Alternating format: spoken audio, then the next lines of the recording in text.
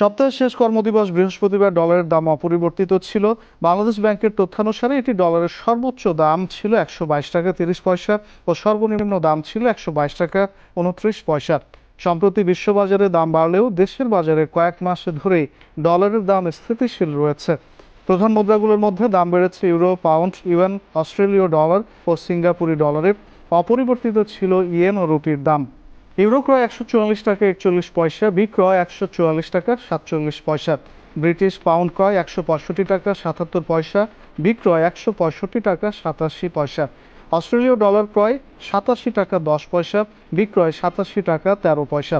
সিঙ্গাপুরি dollar ক্রয় 96 টাকা 74 পয়সা, বিক্রয় 96 টাকা 82 পয়সা।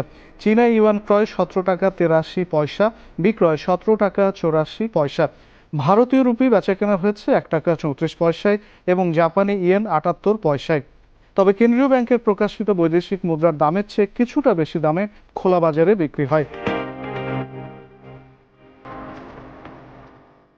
এদিকে চলতি বছরের শুরু থেকে অস্থির দেশের স্বর্ণের বাজার। হঠাৎ করে দাম উঠে যাচ্ছে রেকর্ড উচ্চতায়, আবার হঠাৎ করে দেখা দিচ্ছে বড় পতন।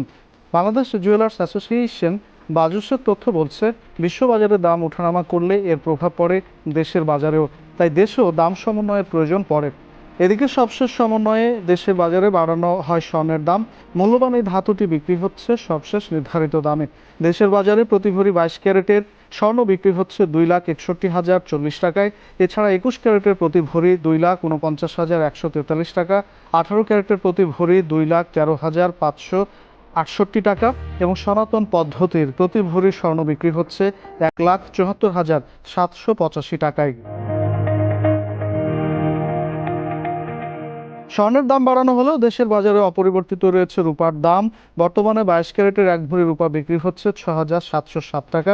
এছাড়া 21 ক্যারেটের প্রতি ভরি 6,415 টাকা, 18 ক্যারেটের প্রতি ভরি 5,482 টাকা এবং সনাতন পদ্ধতির প্রতি ভরি রূপা 4,082 টাকায় বেচাকেনা হচ্ছে।